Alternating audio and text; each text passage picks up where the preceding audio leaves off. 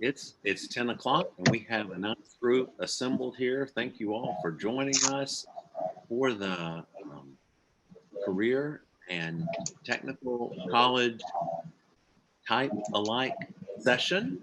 The lead facilitators for this meeting are going to be Patrick Mulvihill and Jill Butler. And so you're going to be in great hands there. That I can join in. I do ask that you please, if you will, mute yourself and but feel free to unmute yourself at any time to provide information, to join in the discussion, to ask questions. I am recording this, but I'm only recording it so I can go back and make sure that I don't miss anything, all of the details. It's not something I'm going to share in any way with anyone.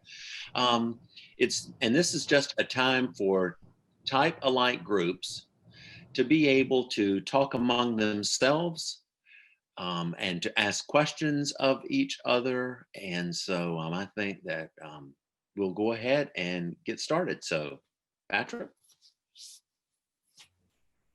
Thank you, Drew. Welcome, everyone. Just before we get started, my name is Pat Mulvihill. I am a retired educator, and it's good to be retired. You have that to look forward to. I had to get up early this morning to meet with my team at 8 o'clock. Trust me, I was not used to getting up that early, but you guys, thank you for joining us. Before we really get started, let's just quickly, if you would go, I'll call out your name that I can see here. Just tell us where you're from and a little bit about yourself. So Ada, you want to get started first since you're first on my list here? Yes, good morning to all. I'm Ada Bogarts. I work here at Robert Morgan Technical College, Educational Center Technical College. The project coordinator for Project TOPS. I work with a wonderful team of Dr. Vivian Vieta, who's our project director. It's a team of two, but we work also with Ms. Maddie Rodriguez-Walling, and Mr. Martin and Chef Starbachi, our instructors. I'm here we work here in Miami, Florida.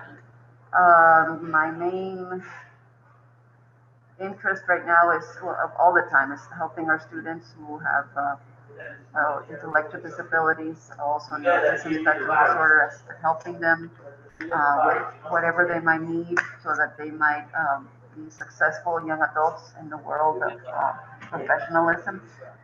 I started as an educator in special ed with my babies in pre-K, and I moved on to here, and I'm very happy to be here. I'm happy that you joined us. And I see two of the other people that you mentioned, Vivian and Maddie, are on the line. So are you both at Robert Morgan as well?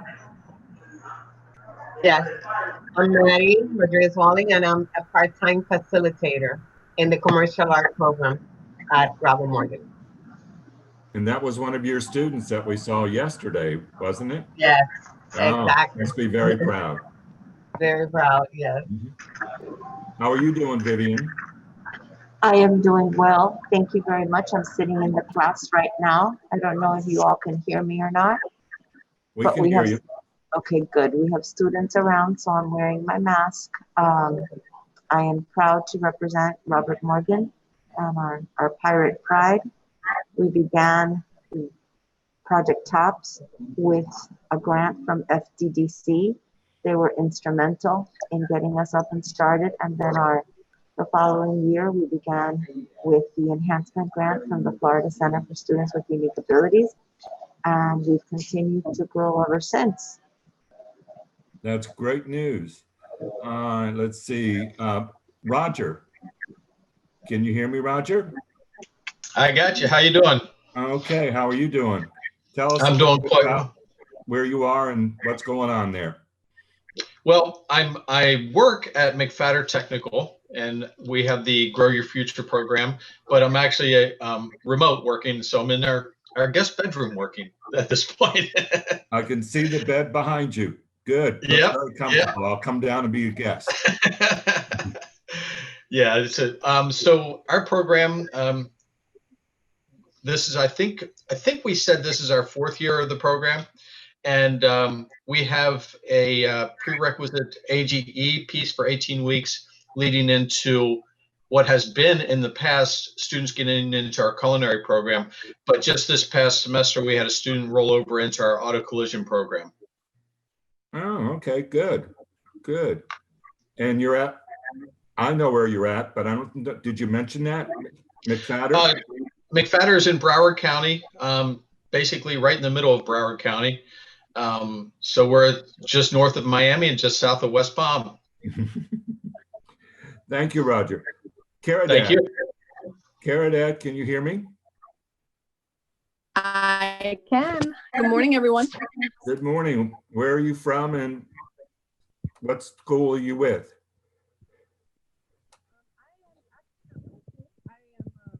You there? We can't hear you. Okay, I'm having a little bit of technical difficulty. What I was saying was that I'm not actually from a school. I'm from vocational rehabilitation. Oh, good. Now, thank you for joining us. Yes, and I work really closely with Vivian Vieta at Robert Morgan, but I'm basically here just to help anyone who has any questions regarding VR. Thank you very much for joining us. Thank you. Thank you. Well, Rick, I know where you're from, Florida Developmental Disabilities Council. You want to introduce yourself? Sure. Hi, I'm Rick Lockenbach. I work for Florida Developmental Disabilities Council, and that is until December the 11th when I retire. Oh, congratulations. Oh, thank you. Up until a few weeks ago, I managed the Robert Morgan contract, as well as other post-secondary initiatives for the council. I'm happy to report that in the next few months we will have completed and will disseminate, make available online the Project TOPS replication guide, which is intended to support development of inclusive post-secondary career and technical ed in the Florida Technical College system. Oh, that's great. That's great. Good to hear. Let's see. Kate Freeman. Hi, Kate. Can you hear me? Yes, I can. Hello. Okay. Tell us a little bit about yourself and where you're from. I am in Okaloosa County, and I am on the team for Okaloosa Technical College. And we are hopefully to be a startup program. We just got the application approved. I'm not sure if the other members are in the meeting or not. So we are looking forward to meeting other people in technical colleges and gaining some information and hopefully checking out programs as we start ours. Good. Thank you for joining us. Thank Paul, you. I know where you're from, Paul. You want to introduce yourself? Good morning, everybody. My name is Paul Askin. I'm with Sheridan Technical College in Broward County. So just maybe 10 minutes away from Roger, who's been a huge help with our program, which is called Build Your Future. And we're in the process of starting up, and our start date is the beginning of January. So we're getting everything buttoned up. We're trying to. Thank you, Paul. Let's see. Jen Robinson, are you still on the line? Hi, yes, I am. Can you guys see me too? Cool, I think you can see me. It's myself and my partner in crime, Ryan White. We are Lee County Technical College, which is 2 campuses. We've got Fort Myers Technical College as well as Cape Coral Technical College. We're a team of 2 and a jack of all and a master of all. We are doing grant and providing support in our programs that our students are enrolled in.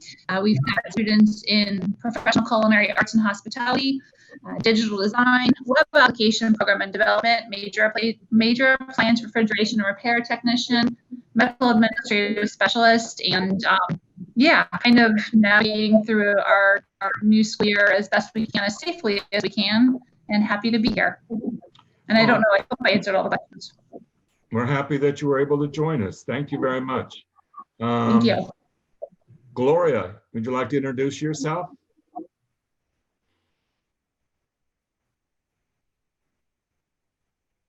My video won't go off. That's okay. We can hear you though. Oh, hi, I'm Gloria Bailey.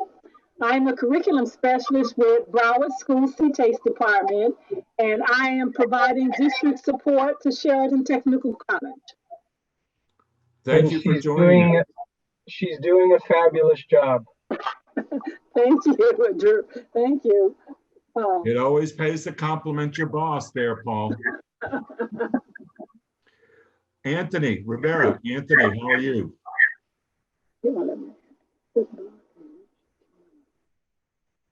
Are you there, Anthony?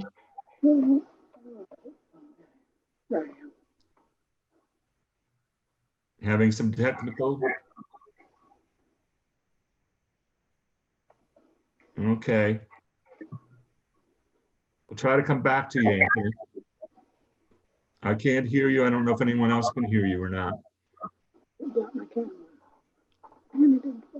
Audio issues. All right. Thank you for putting that in there. Hopefully you can hear us. Okay. Lisa. And I'm sorry I can't pronounce your last name. DeFreitas? Pretty close. De Freitas. I can't say it the way my husband does. He's from Brazil. Oh, okay. I'm from Lee County Technical College. I am the admission specialist at Cape Coral Tech. All right. Thank you for joining us. Let's see. Who else? Christy. Christy Ward is with us.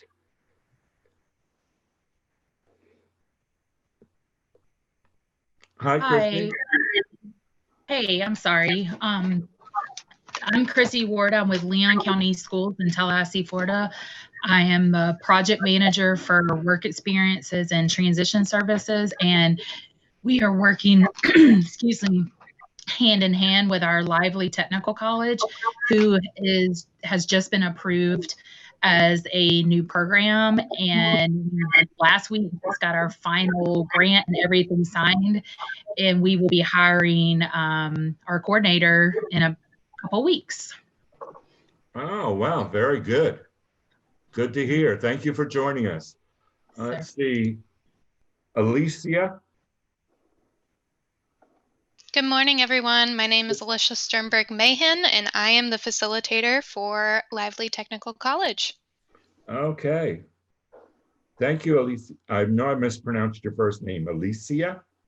Alicia. Alicia. Okay. Scott Burris. Tell us about where you're from, Scott. My name is Scott Burris. I'm from Orange Technical College, Westside Campus in Orange County, Florida, part of the public school system here. I'm working with Mr. Flagg, our unique abilities teacher, in a welding program. Okay, so we have a welding program. All right. Thank you, Scott, for joining us. Valerie, can you hear me? Yes, I can hear you. Tell us a little bit about yourself and where you're from. Absolutely. So I'm part of the Lee County Technical Colleges, and I'm the career specialist at Fort Myers Tech. At Fort Myers Tech. Okay. Thank you for joining us. Lisa Jones. Hi, I'm Lisa Jones. I'm with Emerald Coast Technical College in the Panhandle near Destin. And I am the student services dean here, and we do not have a program in place yet. Well, we don't have one with the center, but we have a web applications development and programming that we plan to implement. Well, thank you for joining us, and hope you get a lot of information from this conference. I know that you will. Thank you. Sarah, would you like to introduce yourself?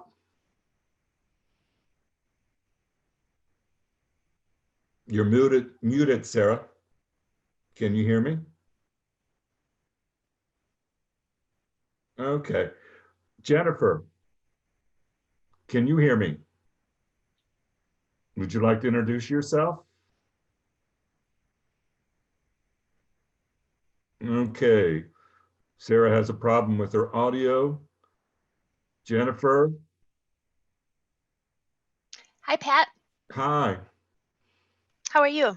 Okay, how are you doing? Please let us know who you are. And well, I know who you are, but. My name is Jennifer Coyle, and I am part of this institute as a facilitator for the Lee County Technical Schools. Okay, thank you. And Thank now you. I'd like to introduce Jill Bruckner. Hi, Jill. Good morning, everyone. Good morning, Patrick. Thank you. Good morning. Good morning. I certainly understand some people are choosing to not have their cameras on. It's 7 o'clock or 7:15 here in California, and if I wasn't facilitating, I would not have my camera on. So bless you guys for being up and ready. Yeah, I'm very happy to hear. Drew? I just wanted to share with you before we got into everything, we do have a couple of other folks that joined in and that are here that did not introduce themselves. Okay, well, I'll go ahead and introduce myself and then we'll find them. Okay. So I'm really happy to be here. I've been part of this institute from the beginning and very grateful to be so. And I also see several colleagues here from when I worked with Dade County Public Schools. So Maddie and Vivian and Ada, I'm so happy you guys are here with us. It's great to see you again. I, like Patrick, retired in 2016 for about 10 minutes. I'm currently the director of the Des Moines Foundation for the Employment Initiative, and we are a very proud provider of services through vocational rehabilitation, and I'm happy to see Kadi here with us. So I feel very much at home, and I'm really looking forward to our discussion today. So if you could either raise your hand or wave at us if you are newly joining us and didn't have an opportunity to introduce yourself. Poinsettia, please. Oh, Poinsettia, I'm sorry.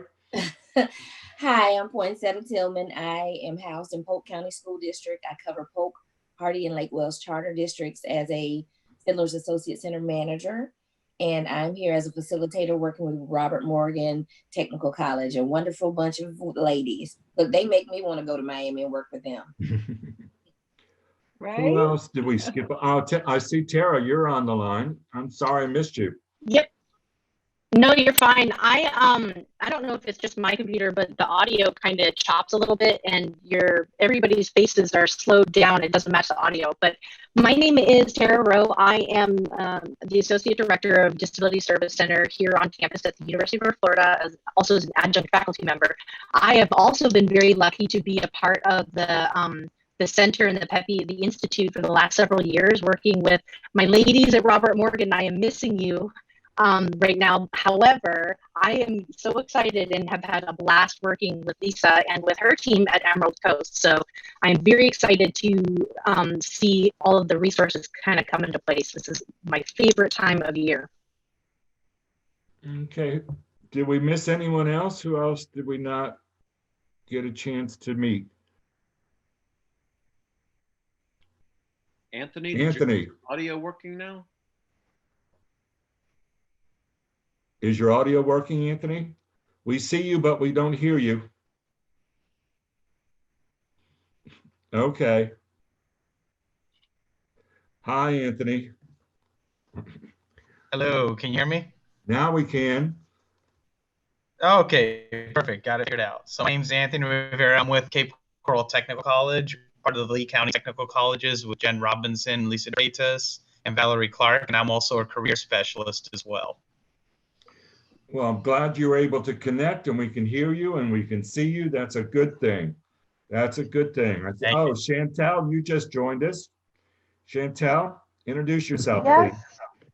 Yes, I did just join. Good morning. Good morning. I'm with vocational rehabilitation and I work with a state college. So I was just curious, how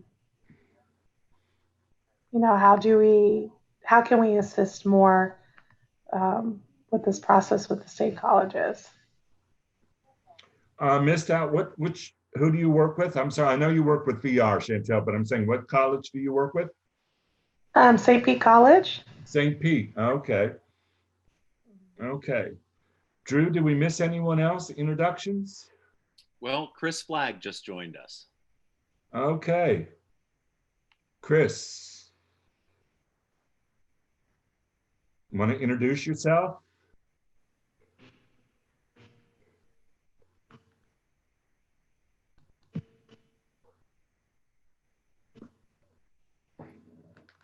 Chris, you are muted.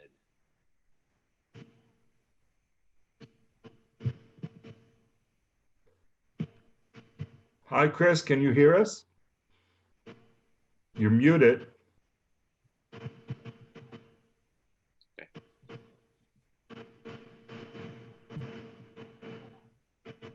Maybe he's having some audio problems too. Maybe. Okay. Well, we'll go ahead and Chris, when you get your audio fixed, feel free to jump in. All right. We have a couple of things that we'd like to talk about with all of you.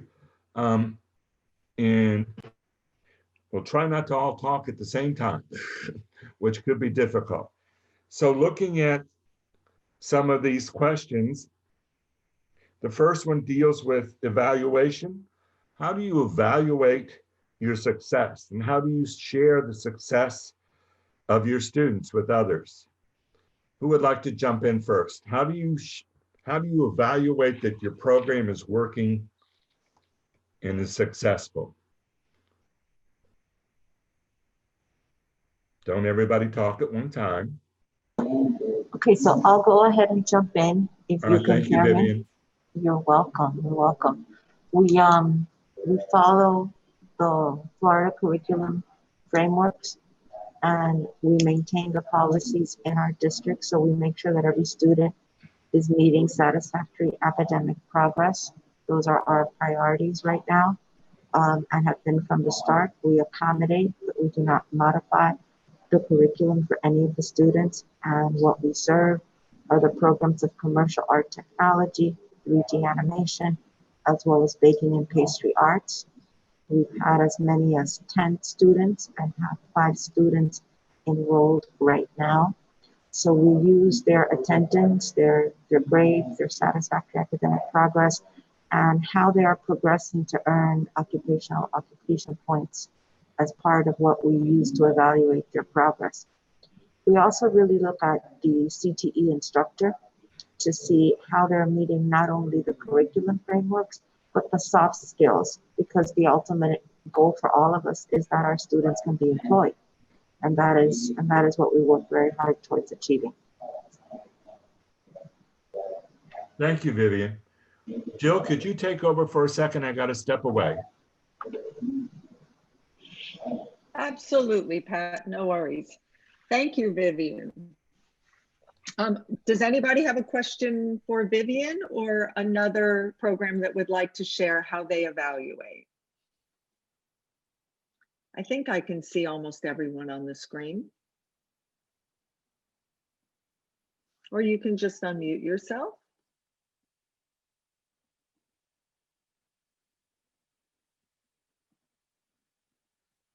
All righty, well, we can move to the next question. So how about inclusivity?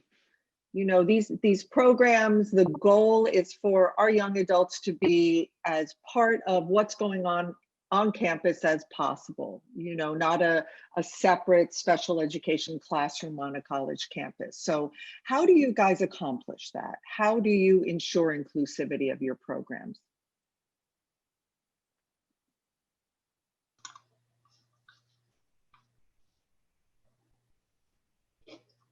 Good morning. This is Roger Barnhart. How you doing? This is Roger Barnhart at McFadden Technical of Broward County. Thank you. So no problem. At our technical college, the students are introduced to the GROW program, our program, through 18 weeks of AGE pre-CTE preparation. At the end of the 18 weeks, and during that time, I should say, during that time, we spent a lot of time focusing on study skills, preparation for the CTE program. So when they do transition over into what has been up until this point, mostly culinary, they're going right into the culinary classroom with the traditional students. They're not in any way separated from the curriculum, content, facility, or instructional staff at that point. They do still receive support from our GROW team, but they are in the content area.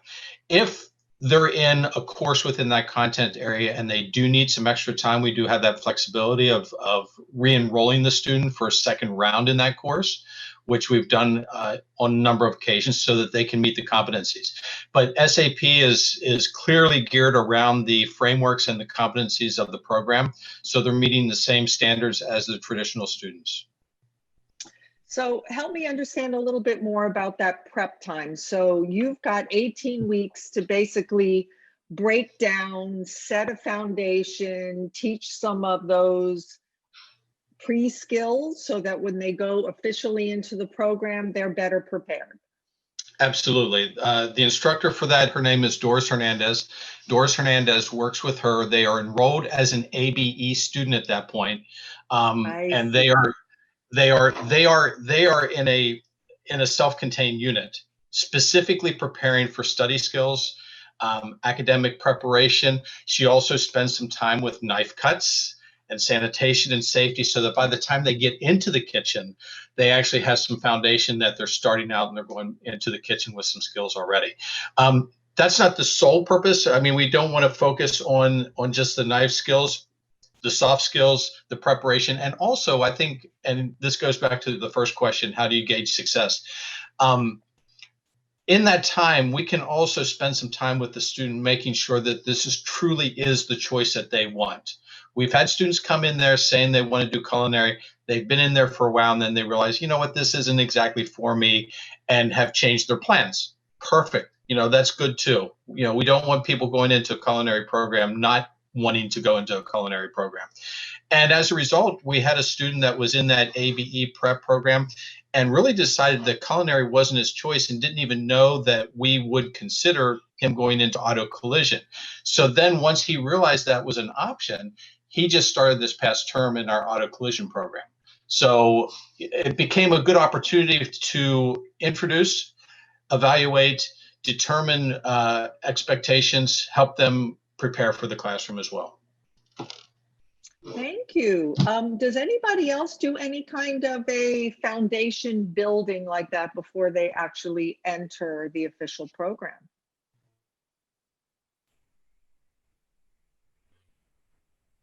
Anybody? Okay. Would somebody else like, yes? I know that this is career and technical, but that's another program that does that. That's not a career tech program is the Florida College of the Florida Keys. They have students come in and have a semester where they're doing lots of skill building, orientation type things, and then they divide out into the programs, very similar, and inter programs.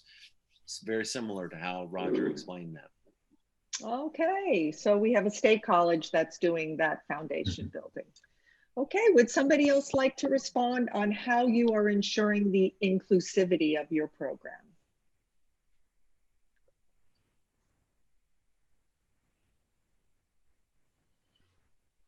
We have a little quiet group here this morning. Okay, Jill, so I'll jump in again and you can tell me to be quiet. Go, Vivian. You can tell me to be quiet at any point. Never. Our students in commercial art and 3D are in a very creative class, literally and figuratively, because we have high school dual enrollment along with our post-secondary students. So it's a giant computer lab, math lab, that has anywhere from 12 to 15 high school students. And our day class right now is at 19 students. And those are students within the program. Robert Morgan, of course, is super unique because we have our TOPS program, which are students basically that are students within the autism spectrum developmentally delayed. We have our students that are our unique ability student, and we have our non-TOPS students that may have a disability, may not. Everyone works together as a team.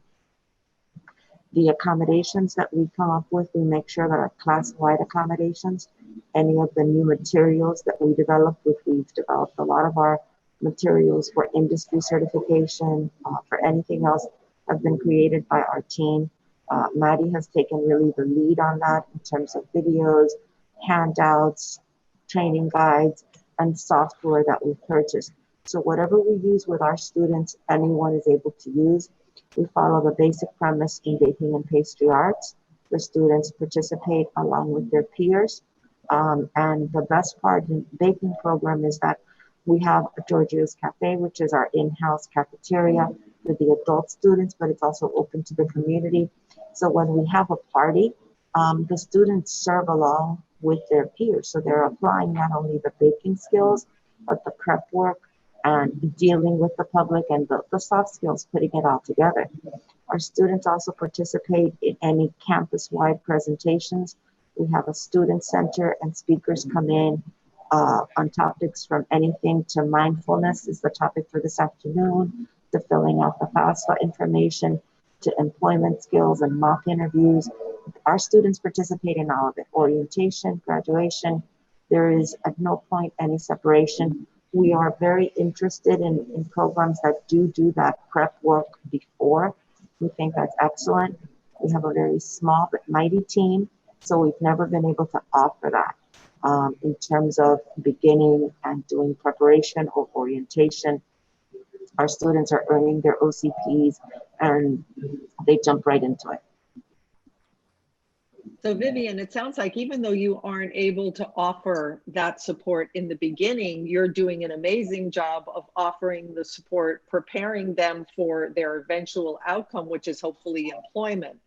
So, you know, giving them that inclusivity of running a shop, running a coffee shop or bakery or whatever that is that you described, that's incredible, because then they are interacting with the public. They are simulating what it would be in an employment situation. So even though you're not doing what you hope to do at the beginning, it sounds like you're doing an amazing job towards the end. So that's awesome. Thank you. Thank you. I see in the chat box that Chris from Orange Tech has shared that they include them in 2 courses, their vocational choice and also a specialized career education. And the day is split between the 2. Thank you so much for that input, Chris. Great. So before we move on to the next question, is there anybody else that would like to address the inclusivity question? Ms. Bruckner, this is Chris. Hi, Chris. I just wanted to give you a little more information about that. Please had do. to switch computers so that I could do this appropriately. So anyway, okay, glad you're with us. Thank you. We include them in the specialized career education class, and the reason that we do is because all those things that happen in high school for some of our students may have been forgotten. Job interview skills, all those types of things. So that's a fair amount of reviewing those types of things, but also there's a huge bunch of other things that are employability skills that happen in there. And then they get their choice of welding or electricity, because we have community business owners who will hire people with handicaps, who will hire our intellectually disabled students in their businesses. And those are the only 2 we have right now, simply because those are the only 2 we beat the bushes on to get people that would be willing to hire them once they complete. So typically they spend about 2 hours with me in the morning in specialized career education. Then after that, they go ahead and move down to welding. I proceed down there with them just for safety's sake. And I'm in the welding classroom with them all day as well. And I say classroom, but it's really a shop. So that gives you a little more information about that. One of the reasons that I go with them down there is simply because that class is very, very heavily populated. And so my guys would tend to get lost in the shuffle from time to time. And I sort of have to be their advocate down there. That's one of the things that we found out, that the advocacy part is not always real prevalent with our students. And it helps for them to have me down there to make sure they're getting the same abilities, skills, the same opportunities that other people would get. So thank you for letting me speak. Thank you, Chris, for joining us. Yeah, it sounds like you're providing some hands-on support and advocacy down there. And I like how you have catered your choices to what the job market in the area actually is. So you've got that really nice connection between the two. Thank you very much, Chris. Pat, you want to go on to question number 3? Okay. Can I jump in?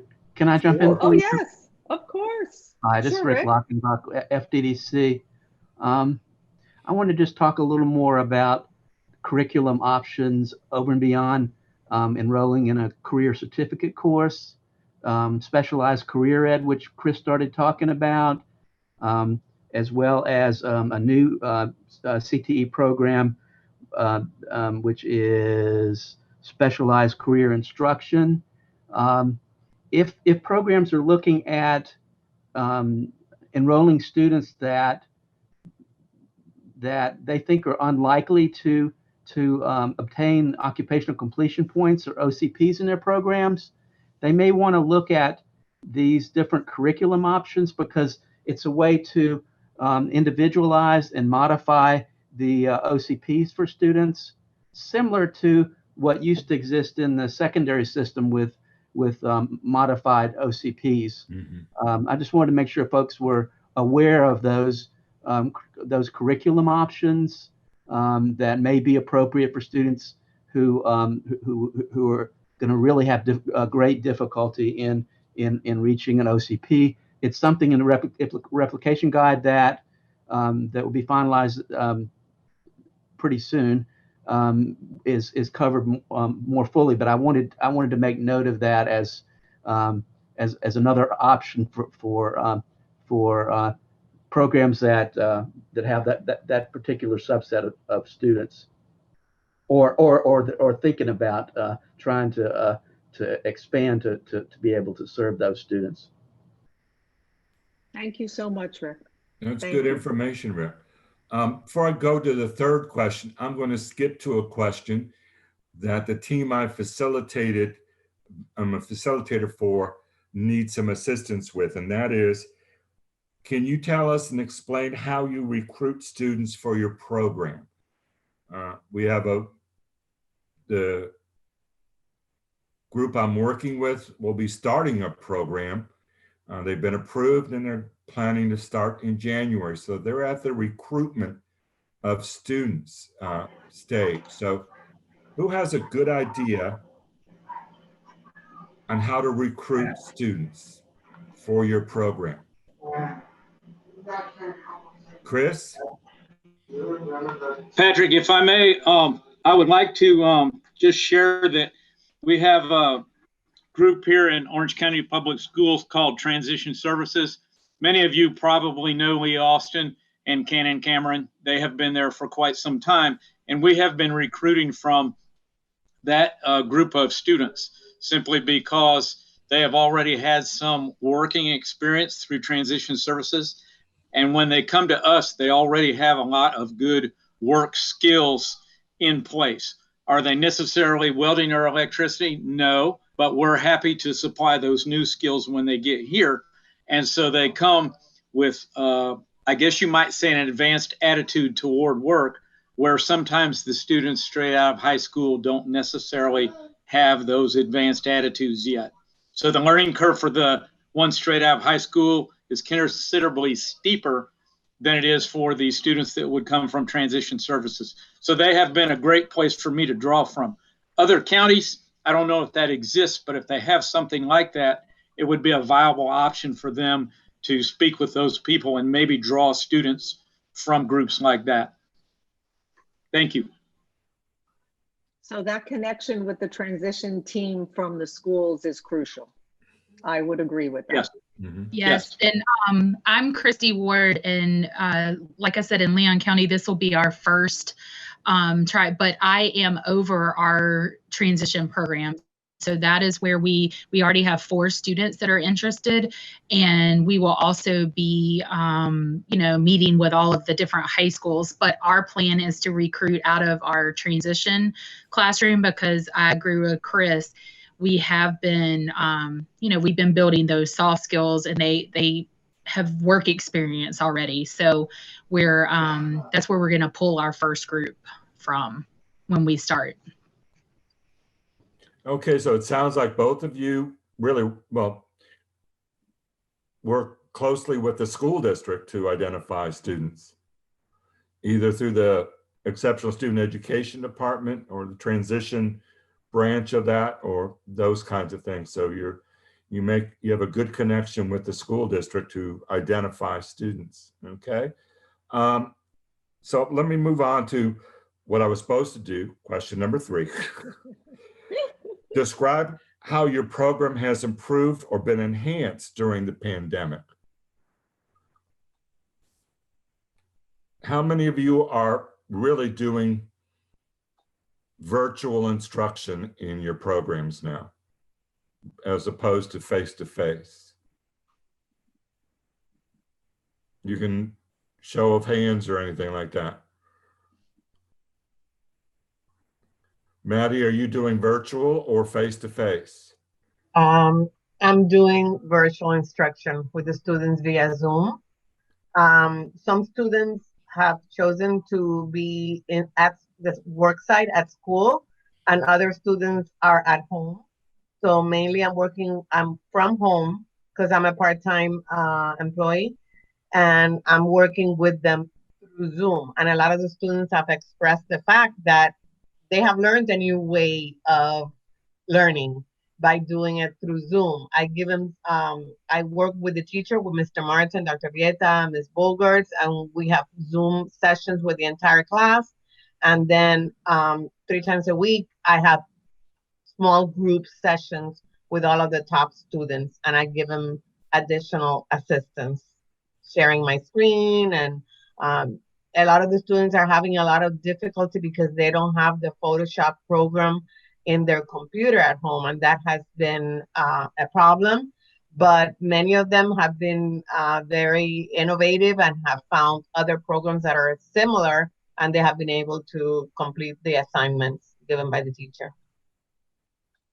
I see that Orange Tech, Chris, you're saying is face-to-face, but the first couple of weeks we Zoomed, all right? Jen Robinson says we are fully face-to-face. All right, so it's across the board. I guess it depends upon each school district and each county as to how you're doing programs. So how has your program improved or been enhanced because of either your face-to-face or your online type of things? I'm sure it's been different to do online. I still find it a little mind-blowing how you can teach culinary and cooking online. How do you taste the food?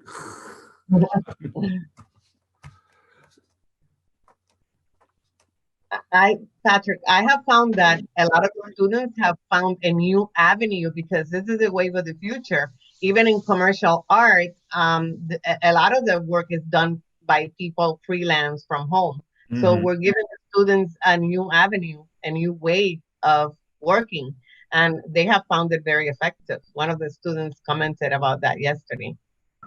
I could see that. Yes, it is the wave of the future, and who knows how long we're going to be virtual. Yeah, going virtual. Let's hope it's not forever. And to add on, I'm sorry, to what Maddie said, we find that our students, because I work here with Dr. Vieta, we work with the students who come physically to school, and we also join them in Zoom with Miss Maddie. And also we work with them at night on Zoom, but we have found that some of our students have bloomed with this distance learning. They have become so much more independent. They have become so organized. They have been thinking literally outside of the box, which is hard for some of our students, but some of them have just totally, I don't know how else to explain it, but bloomed just like flowers. They're doing amazingly well. So we are very happy with that, and we are very proud of them. Thank you.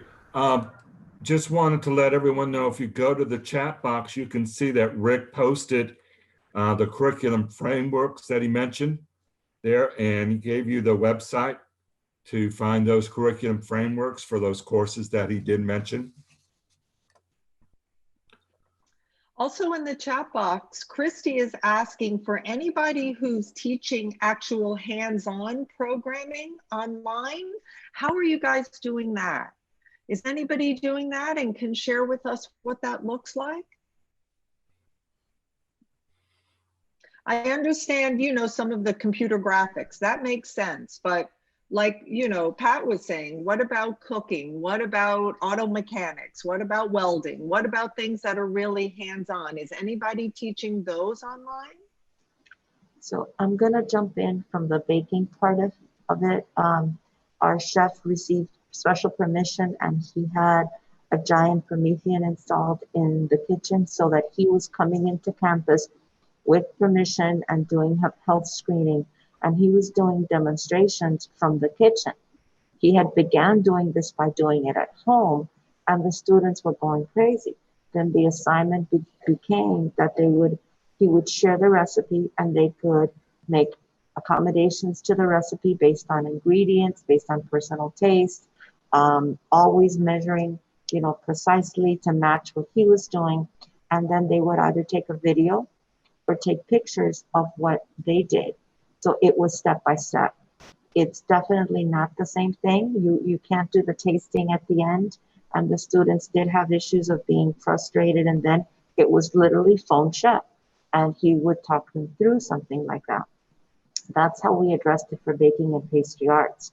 As a whole, in programs that our students are not participating in, you know, our teachers at Robert Morgan got very creative, from using Go cameras, you know, in the automotive field, to teachers doing lessons at local sites in their community and providing services, because at Miami-Dade, we were virtual from March 16th till about the middle of September. That's a very long time.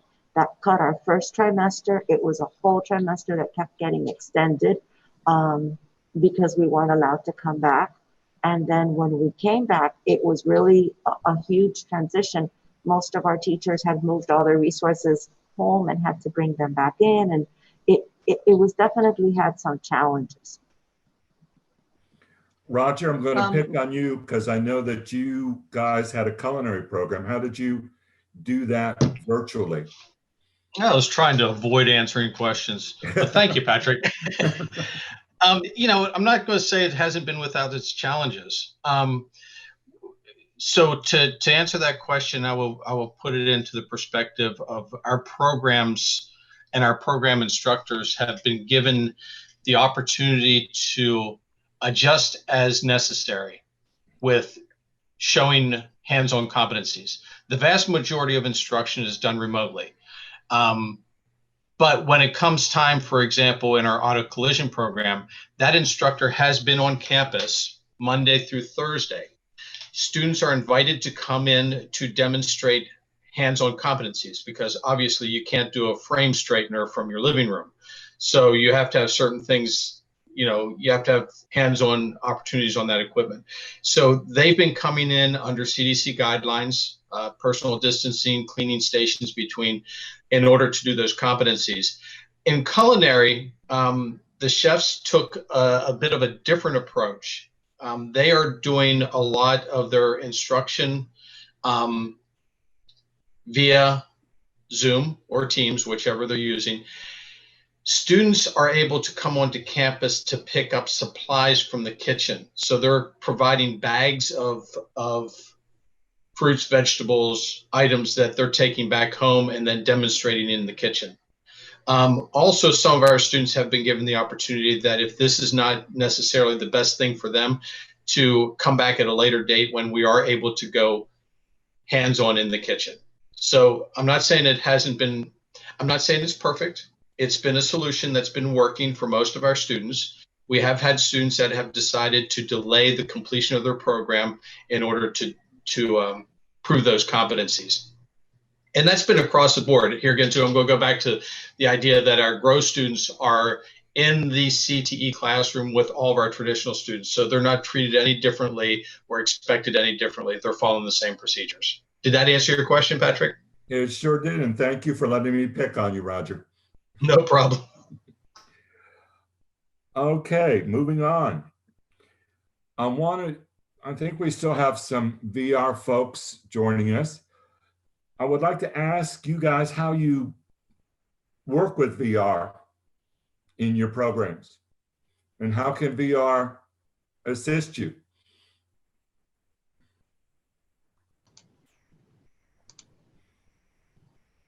Chantel, are you still there? Maybe she's muted herself. Christy, were you going to say something? Yes, sir. VR, our actual transition program, K-12, is run through VR. So we have a really tight relationship there. And we're also tightening that up to where we can transfer it over to our new program and into our actual adults with disabilities program as well. So we're tightening up our relationships with VR and APD because there's a lot of services that these students can have, and so we're wanting to make sure we tap into them all. Anyone else like to contribute how they tap into those resources that are out there, APD, VR?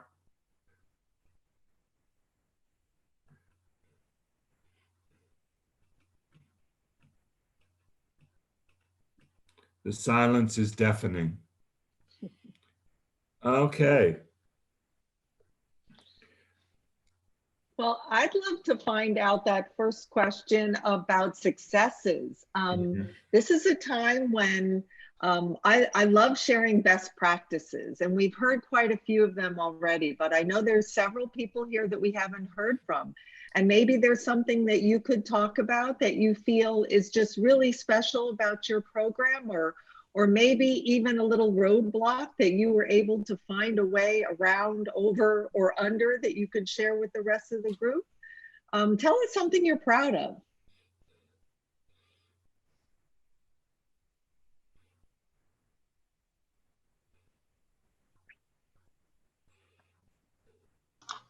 Anybody that we haven't heard from so far? We'd love you to share. Man, you got to be proud of something. I mean, obviously Robert Morgan is proud of the young man that was on the interviewed yesterday. Gabe was awesome. But I'm sure that there are other students that just didn't get selected for that or that you're proud of. Roger is writing. Okay. No, Roger's got to step away. He'll be back in 15. 1 Mississippi, 2 Mississippi. I'm going to brag on Robert Morgan since they're so modest. Okay, Rick. All right, because this is data they reported last year. So they had 25 students. 6 of them earned career certificates.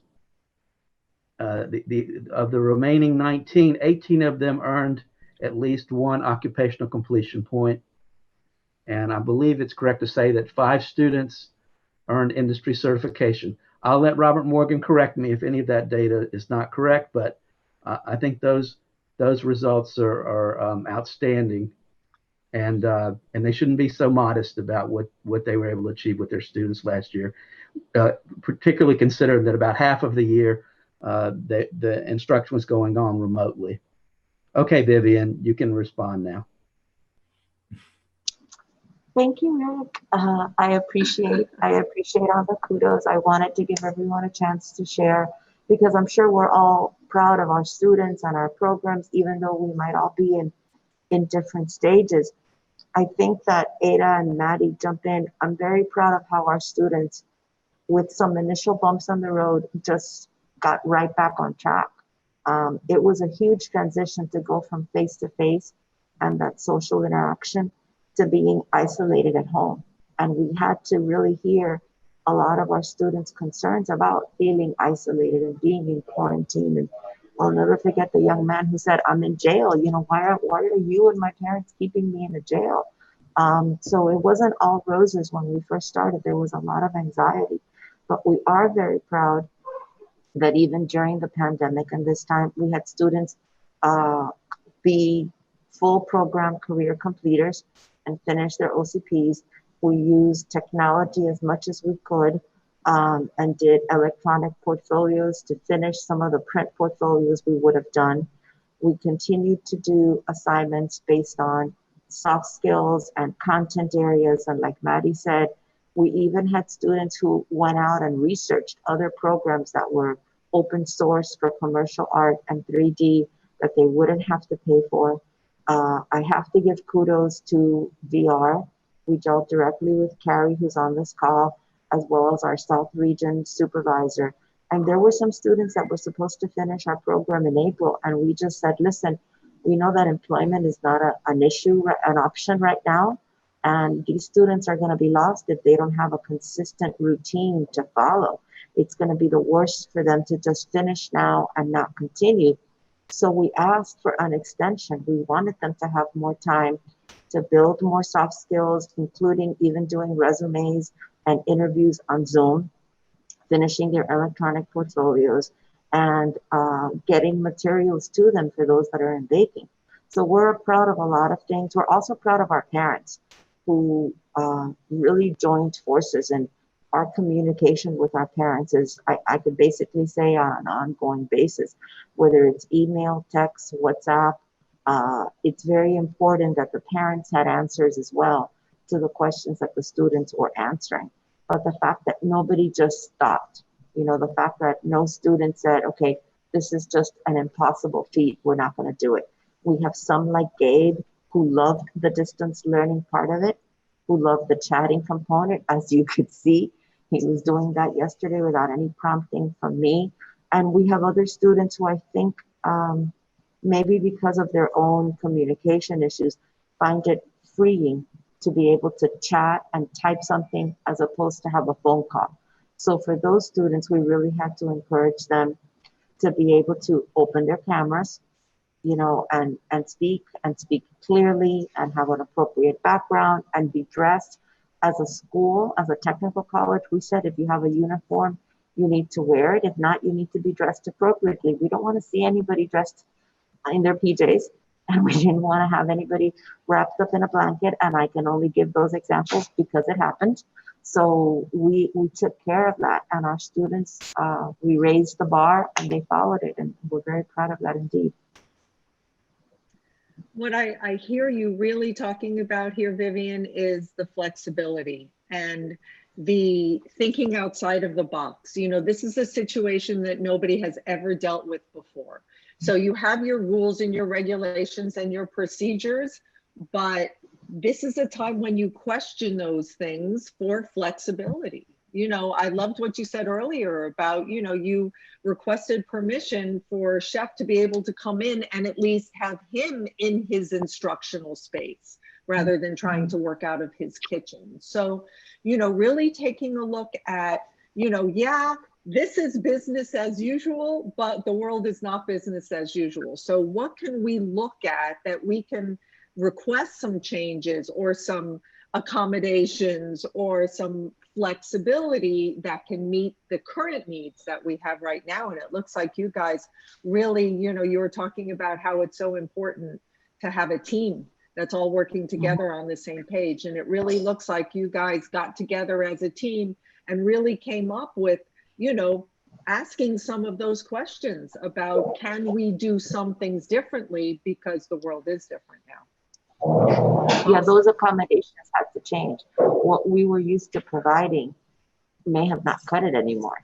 So we had to kind of figure out, well, what does cut it, you know, and just learning Zoom and Zoom etiquette, you know, and modeling for our students. And then Maddie is great about, you know, creating a handout or a mini video so that the students and the parents would understand.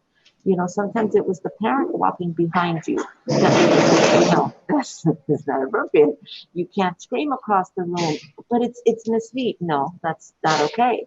You're in a work, it's almost like a work scenario, and we have to really emphasize that. So I think we taught parents how to use Zoom and Zoom etiquette along the same lines. And again, we did our registration for the first time completely through email. with VR and with our financial aid office because Dade County really shut down. So every VR office was closed. So students kept saying, we're calling VR and no one's answering because we're telling you they're not there. They have to be safe as well. They're working remotely. Oh, so that strange number that's calling me, yes, pick it up. Yeah. That's who it is. So a rule that we would say, don't answer a number that you don't know. Now we're telling them, answer the number. If it's a robocall, just hang up. But hang up. We have to be flexible. You're right, Jill. That's a good word to use. What about someone from a program that's just getting started, like in Okaloosa? Do we have the people from Okaloosa still here? Christy, you said you were just getting started in Tallahassee. What questions do you have for some of the more experienced sites? Hey guys, this is John Williams, Assistant Director of Okaloosa Technical College. Oh, hi, John. Thanks for joining. Hey, thank you. I've been listening, and I apologize, but I'm also having to multitask. Only administrator in the building today, so yeah, I apologize. But just update on where we are. We have had our application approved and are working on the grant portion and hoping to start students in the fall. We're very excited. We've got a lot of support from the community and feel like that's going to go very well. We honestly don't feel like recruitment is going to be a concern because we have a number of people in our community for students that would fit the program that are looking for something, anything. And so we feel like our bigger concern is going to be, unfortunately, we won't have the capacity to take all applicants, and we're going to have to have a clear process for who gets selected, rather than worrying too much about recruitment. Although we will focus on recruitment initially, but really our only need right now is exemplars related to grant funding and how you all budgeted for those programs that are doing so well for the appropriate personnel. Our plan is to have 2 tracks, one in culinary and one in building trades. To have those 2 tracks running, and just what I've taken already from this conversation, but also what you all can share as far as how to budget appropriately to make sure the program is sustainable and growing students over the next couple of years. Oh, is there anyone that would like to help John out with how do you make it sustainable over the next couple of years? Maddie, were you going to say something? No. Oh, okay.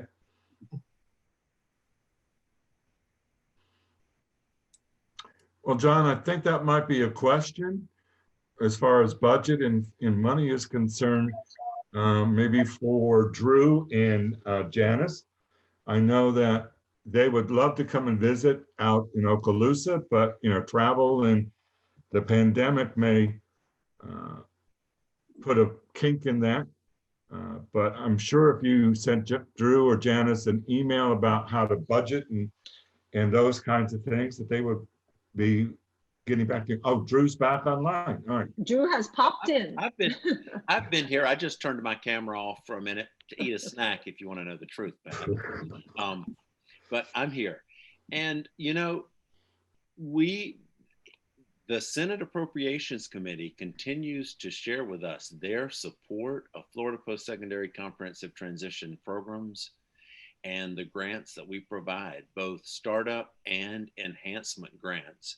And those that had startup grants have all the programs have now received an enhancement grant.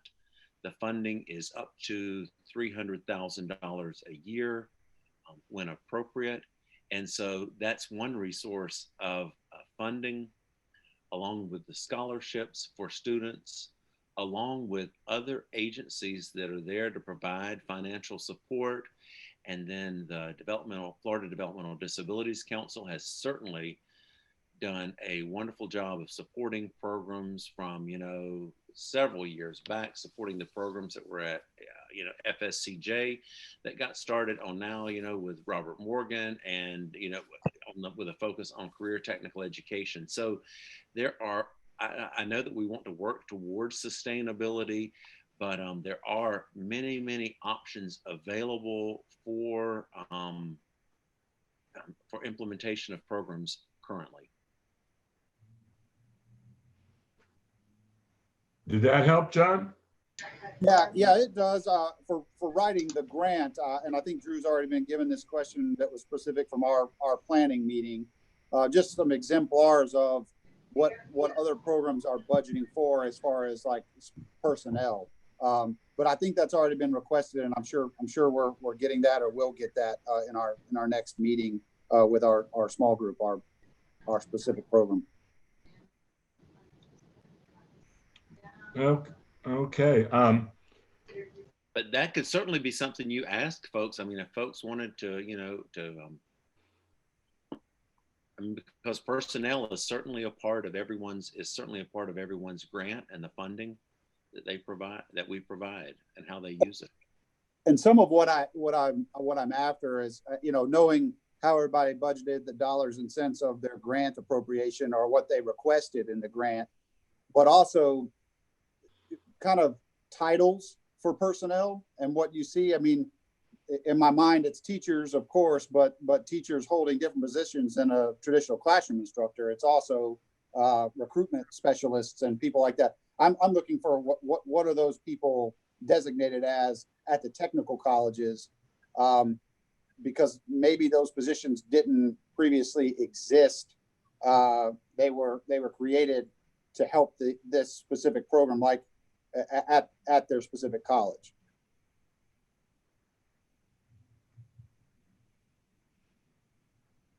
Okay, I'm going to jump in here because, like Rick says, I've been doing this for a while. But John, for us, the titles that we only have 2 full-time positions, which is quite challenging each and every single day.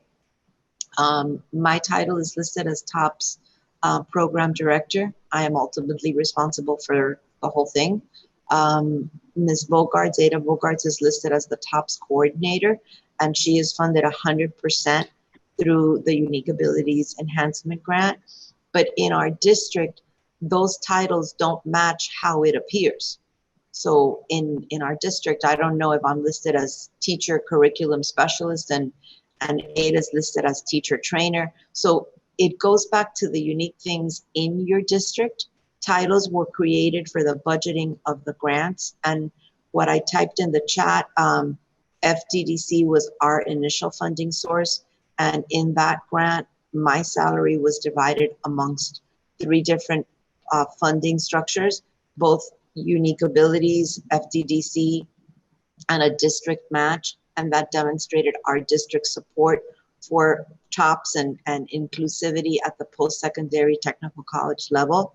And that will continue, I have no doubt. But it's a big question for us this year because it's the last year that we end our FDDC grant after 6 years, and it'll be our 4th year with Unique Abilities. So that'll be a conversation that we start to have with Janice and Drew in terms of whether additional funding is available, and then looking at our students are really a combination of students with developmental disabilities and students with unique abilities.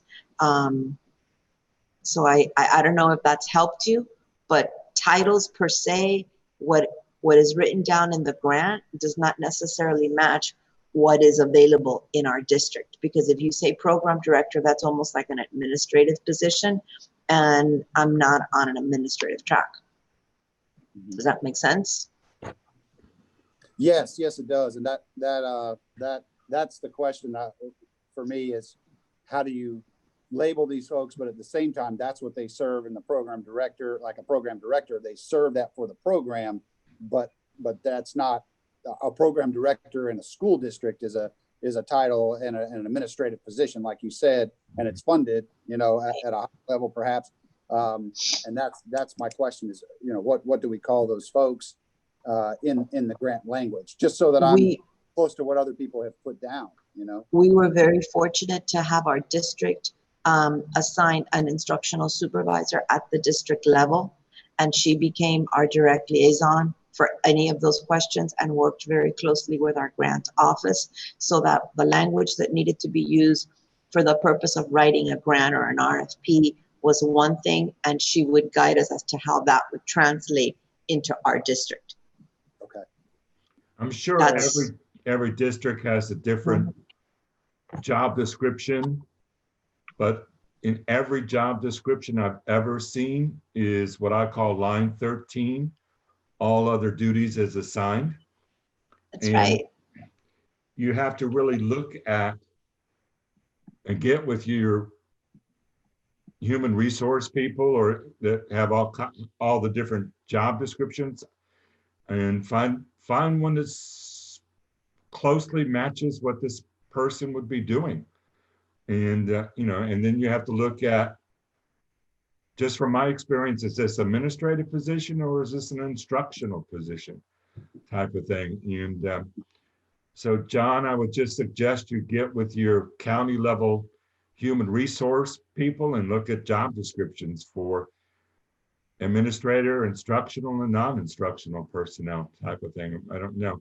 And I know, Vivian, you're from Miami-Dade, so that's a very large, the very largest school district in the state. So you've got departments upon departments upon departments. So, and John being from Okaloosa, which is a very smaller district up in the Panhandle, they have one person wearing many, many hats in many departments. So we understand that Broward and Miami-Dade are two very large counties, which have advantages. And I don't know if our counterparts in Broward would agree. That also causes a lot of other challenges because of the process of having a grant signed or a letter approved. I can't walk and just ask my assistant soup or my soup to sign it because I don't have access to him. So I have to follow the chain of command. We've been very fortunate that we have supporters along the way to get to that. But Drew knows it's been a challenging just to get the enhancement grant or different things approved because I can't just walk in and say, it's just a quick signature and I'm out of your hair. Right. That's what I used to when I worked with the many different school districts in the northeast part of Florida. It was, so there's an advantage to being a large district and there's disadvantages to being a large district. But there's also advantages to being a small district, just like you were talking about. You can go into the next person, your person that you need to sign could be in the office right next door to you. And you just got to go knock on the door, type of thing, rather than jump through all the hoops. All right, I hope that helped a little bit, John, with some of your questions. Yes, thank you. Pat? Yes. I just wanted to follow up on one other funding possibility. Vivian, you were talking about braided funding and where everything can come from and then kind of work together. I think Caridad is still with us. Caridad, is there anything from VR, any funding source or any kind of support from VR that maybe we haven't discussed so far that you want to share with the group? No, I mean, we're always open to any new suggestions. I mean, if you guys ever, I know that I was speaking to Vivian yesterday, regarding the need for like internships and those kinds of experiences for the clients. I just think it's always important to keep like an open dialogue with, the partners that we're working with, just so that we can kind of brainstorm ideas. Just having that conversation yesterday was actually really helpful. I was able to reach out to some of our vendors to see if there was something that was available through some of our vendors or our providers in order to assist them. So I just think that, consistent communication is important. We get very creative here. At least I know I do. So, I mean, if you guys ever have any concerns or, you have any questions, I think it is good to reach out to all of your partners because you never know. Somebody might have a great idea. They might have seen something that works somewhere else. I know every area is different as well. So, I mean, my best advice is just any need that you have, even if you think, oh no, maybe they can't help with it, just share it. You never know, Never hurts to ask. Never hurts to ask. Exactly. I mean, even if the answer is no, well, now you know the answer, so you can move on from or there. There might be some other, I might be able to say, well, we don't do that, but APD does that. Exactly. Right. So I think the bottom I had line a question. Yes, Christy. I'm sorry. It's going along with VR. Is this something like a program that VR would be able to write into their IPEs for the students and provide funding? Or I'm just trying to kind of understand the whole process. I think that's a question for Carrie Dad. Oh yeah, sorry, I was trying to unmute myself. But yeah.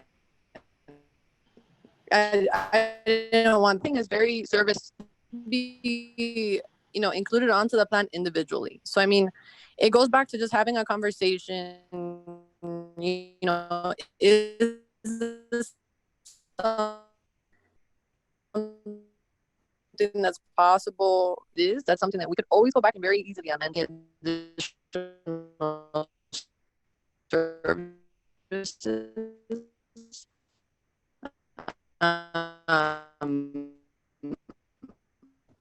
But yeah, I mean, it's very hard to say because we can also assist. It hasn't been added to, you know, the menu, I would say, of like what VR offers. It doesn't necessarily mean that it's not possible. So again, it just goes back to, you know, having conversations about, you know, oh, this is our need, and seeing if we can assist with it now or if maybe we can assist with it at a later date. Thank you. So I think the bottom line is, don't forget VR could be a source in many different ways, not just in funding, but in job placement and student identification and all of these kinds of things. But VR could be a reliable source for you with your program type of thing. I do have another question, and this is just coming from long ago, my experiences with dealing with career and technical instructors who really aren't trained to be educators. Look, how accepting are they of your students with unique abilities? What kind of groundwork did you have to, those of you that have had programs, what kind of groundwork did you have to, upfront work did you have to do to with faculty and staff when you were starting your program?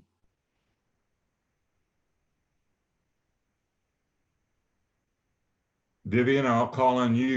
Your guys are the oldest, I shouldn't say oldest, I'm sorry, experienced program. How did you get it started on your campus? How did you introduce the concept to some of your instructors and staff who really don't have an education background, but have more of an industry background?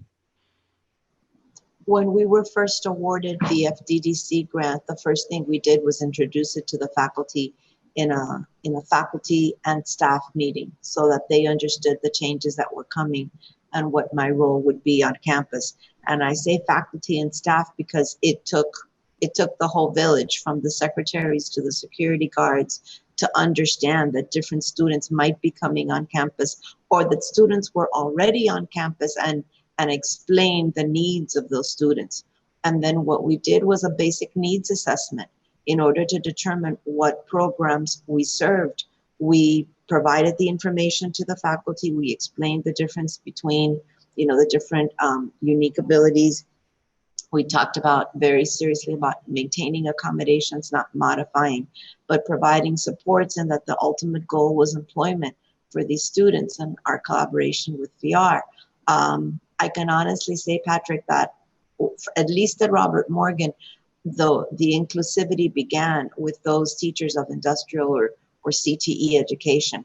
If anything, they were over accommodating our students. And I had to go in that first year and say, no, you're starting to cross that line, and we need to go back to this side. We provide multiple opportunities for the students to learn the information, but we never want to change what is being taught or go beyond that. But our instructors have been amazing. We've done faculty-wide training. I am a strong proponent of universal design for learning. So we have shared that with everyone and given them examples. We do a lot of our own PDs on campus because that facilitates. We've also done PDs in small groups, so maybe just sitting with the automotive department so that we can tailor it to what they need versus what baking needs versus something else. And I want to clarify that in our campus, we have students with unique abilities that might not be part of the center or the scholarships because it's not a program that we support, but they're still enrolled. So we will provide that technical support to another curriculum area, even though they're not enrolled in Project TOPS. Okay, thank you. All right, I'm looking at the chat box here. Christy just put something in there. Alicia, I'm going to say that name, or once I get a name in my head, I'm going to pronounce, I can't forget it. Helped our group think about this. We will be providing professional development, very similar to what Vivian is discussing now. That's from Christy in Leon County, right? Yes, I believe so. Jill, do you have some questions that you might want to bring in? I'm sorry, Maddie, were you going to say something? I just wanted to add to what Vivian said, that it's also very important to train and to have a serious talk with the office, the front office staff, because those are the first people that the students will meet when they get to the school. And so we have to train them and make sure that they understand, and also the student services. I've always told my daughter every time, she's also a teacher, I said the most important person in the school is the principal's secretary and the head custodian. Those are people that you have to have on your side all the time. Jill, did you have some things you want to ask? I do. What I would like to know is, I don't know, through my entire career, I always had this wish list or this dream list, you know, things that I would love to accomplish, you know, always looking for what's the next cool new thing that we can do. So do any of you have a list like that? Does anybody have some sort of a goal or a dream that you would love to accomplish, and maybe throw it out to the group and see if we can salt and pepper it a little bit?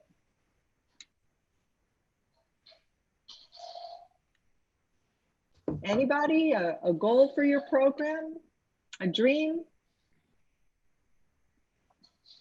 I know Vivian does, but she's waiting for somebody else to respond first. Other than your dream and goal being retirement, okay? Professional dream, could be personal, private, or for your students. Go ahead, Vivian, you're biting at the bit. I can see that. Jump in. I really would like to hear from someone else, because we learn from each other. We would too. I really do. I can only tell you that there's no right or wrong answer. Jill knows me well, so she knows I had lots of ideas and creativity, and we're small but a mighty team with lots of ideas. And for us, the concept of employment and internships was never developed into either one of the grants, and that's an area that we definitely want to, you know, expand. But we also face something at Robert Morgan that's been on an ongoing basis. If you saw my face when you talked about recruitment, Patrick, I went like, no, that's the one word Rick and I always went back and forth with, because we never really went out to the community and recruited. Our students were coming to us all the time. And I find that technical colleges are where students will come because they may have not had a positive experience in a community college or in another program. So that almost like the last thing they may think of, or the quickest thing that they may think of, is to come to a technical college. So students with all types of disabilities are coming. We have students right now whose psychologicals, whether they're privately done or from VR, do not have them qualify as a student with a unique ability. And that might have been a decision of testing, that might have been just to err on the side of caution. And we get lots of words like borderline. And we're living in an era right now where we need accurate IQ scores and accurate abilities. We need to be very careful about not overrepresenting any group, but we also can't sugarcoat things. And what I mean by that is there are students that would qualify for unique abilities and their psychological says, no, they have a really healthy IQ because they've been able to overcome da da da da da da. And we work with them on a daily basis. And we're saying, no, they would qualify and we need them. So I would like to really look at that as, Jill, as my ultimate dream is all our students with unique abilities, mild, moderate, and severe. But some of the ones that say mild on paper may not really be mild when we start engaging with them. And that is a point that I take really to heart, because there's students that we have to turn away and say you wouldn't qualify. And well, why not? Well, do you have any other documentation? Do you have medical documentation? We can accept that. Do you have that first IEP, that first psychological? Robert Morgan gets very creative, but at the same time, we have standards that we need to maintain based on the grant and the funding that is provided. So we need to clarify some things. We still need to clarify. We're moving forward, but we still have a ways to go.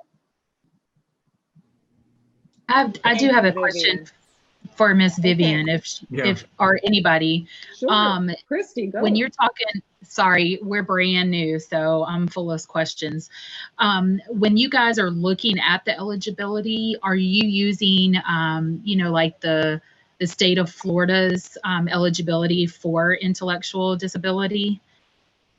Is, like an IQ below 70? Is that how you guys are looking at eligibility for your program?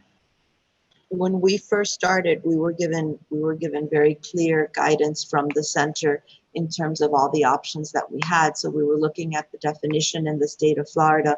We were also looking at, like I said, some medical conditions that would support a student. We've had at least 3 parents who would say, we made the decision to, when we were told our child would qualify back when they were young for an intellectual disability, to say, no, we don't accept that. We don't sign consent for that exceptionality to be placed. So they might have gone with other health impaired, they might have gone with, anything but the term intellectual disability. And now we need that documentation. One of the things that we did, Christy, or any new center, is we established a team to review all the documents that parents could provide. So we didn't limit ourselves to just looking at a VR evaluation. We looked at high school documentations, private school information, the VR component. If they didn't have a career interest inventory or aptitude, we made sure that we asked VR for that, and we put it all together. And we have a team that reviews our students for unique abilities and their scholarship. And on that team is a representative from VR to make sure that we don't miss anything, but also to make sure that we're doing due diligence. And if this is, to me, this is always state and federal funding. So if at any time there needs to be a review of funding or God forbid the word, an audit of funding, we have made everything crystal clear, both for our school district and for the center, to never put anyone in a bad position.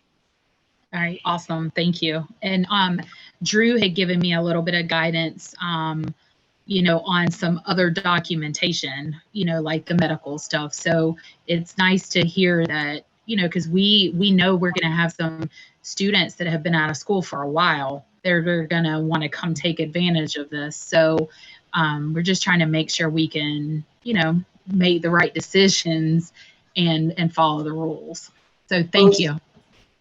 Those parents that keep a notebook that tell you, I have a notebook from when they began, tell them, bring me the notebook, because you will find something in there that can corroborate. So it may not, every document may not say the same thing, but at least for us, as long as one document has an IQ score or a specific diagnosis or a medical condition. Like we had a student that had meningitis 2 days after he was born. Okay, and we had a medical letter, and that spelled it out very clearly. And then everything that followed up didn't say intellectual disabilities, but everything matched it. It was just how it was written. So our VR person said, if you get me that in a medical, then I have no problem agreeing with you. Now, we're the ones who know the students. We've interviewed the students. We've been observing the students. Sometimes our students are enrolled on campus in part of the ABE program. So we can pull from different resources. But once our district said, yes, that letter would be accepted to write a 504, why wouldn't you accept it, to make that, student eligible for unique abilities? So we were good to go. Okay, awesome. And thank you for sending me your email. I'll be reaching out. All right. Anyone else like to contribute? What about someone from, I think Lee County was Lee Technical Center? I may be saying it wrong. Who was from over there in Lee County? Jen, there you are. Hi. Hi. Hi. Regarding the question on documentation, can you hear me okay? What do you use to determine eligibility for students? Is what it seems that this conversation's got involved in. I know the programs for students with ID, but listening to Vivian, they have many different ways of looking for that documentation. What do you guys use over in Lee County? Similar to what Vivian said, we use our psych evaluations that are really comprehensive from both rehab or an IP, but I have often had to reach out to Vivian or other counterparts in our state because it would be ideal if it straight up said IND, but I don't necessarily always have that label. So I like Vivian said, look at the documentation and justify it based on looking at the adaptive skills and the IQ and asking my counterparts what they think as it relates to meeting the qualifications, so that if in the event we are audited, we can justify our acceptance of that individual into our program. Okay. So do you have a team as well to look through those, or is it your decision? Yeah.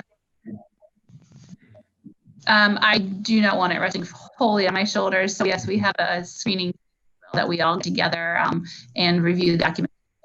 Have the students come on board to see the program that they're interested in, do a campus shadow visit, meet with us to kind of talk about the program expectations, and collectively we make a decision together based on the documentation, based on the program, and making sure it's a good fit for all.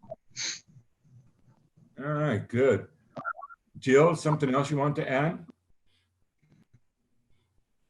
Well, Vivian brought up the concept of employment, which, we spoke a little bit earlier is, the outcome for everybody, right? That's why we do what we do. So people leave us and can work and become independent. How are the rest of you addressing the employment issue?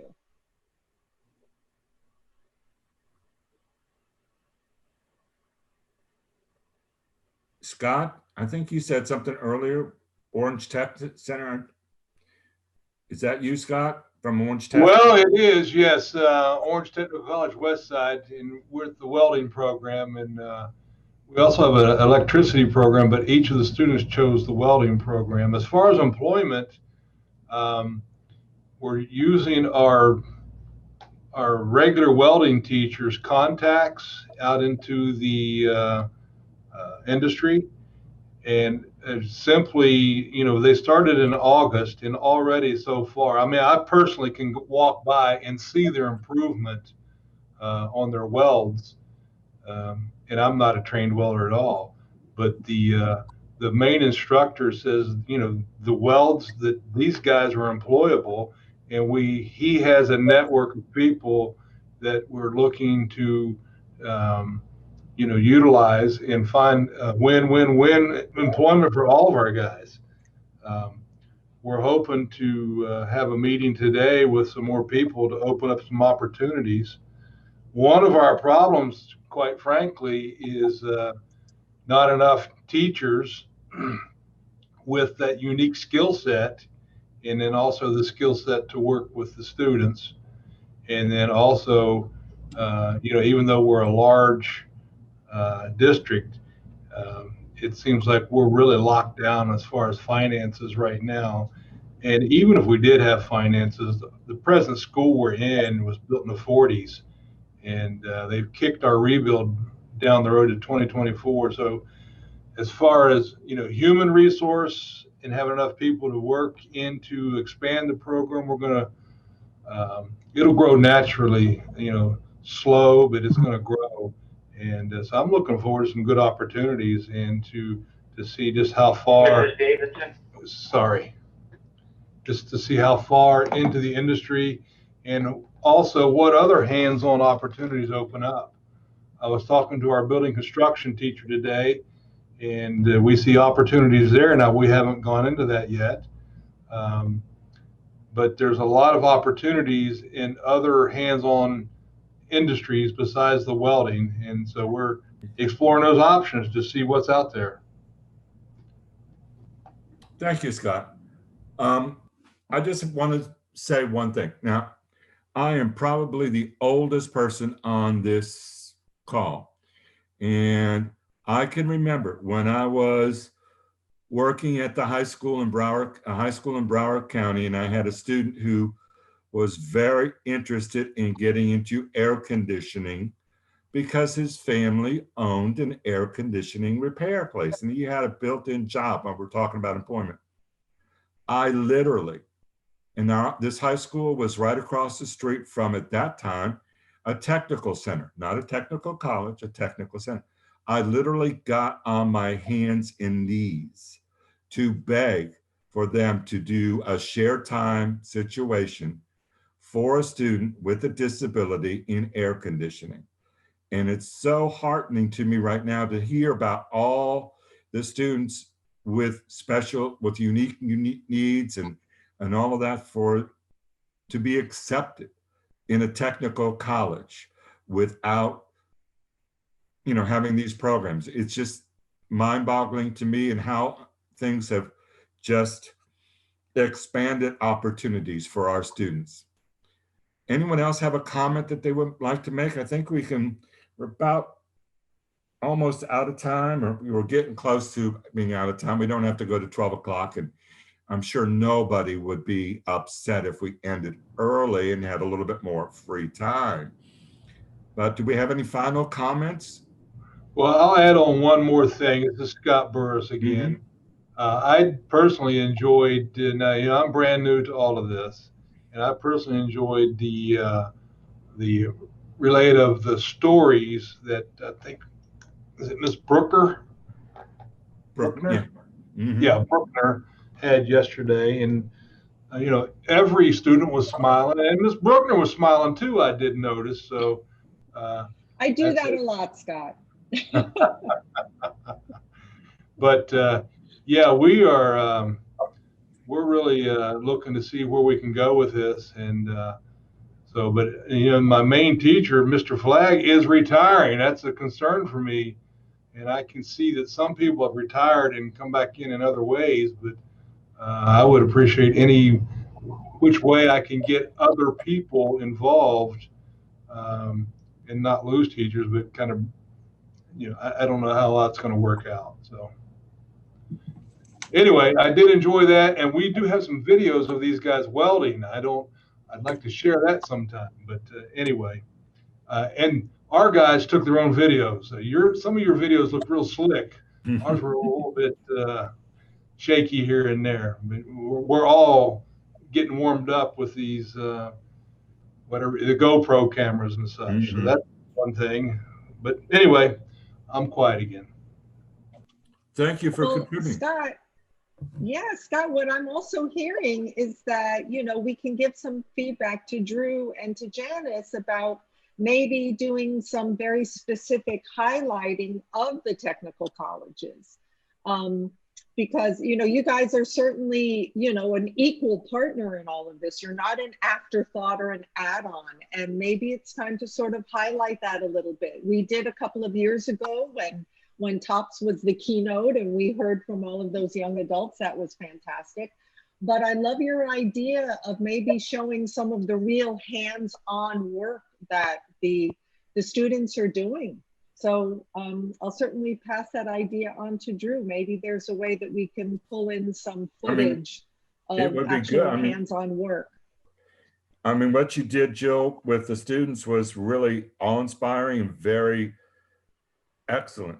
But looking at looking at different kinds of programs, welding program, culinary program, auto collision programs, those kinds of things that are going on, maybe having some videos of actual students doing culinary, doing welding, doing construction might help So to actually, spur some Pat, ideas.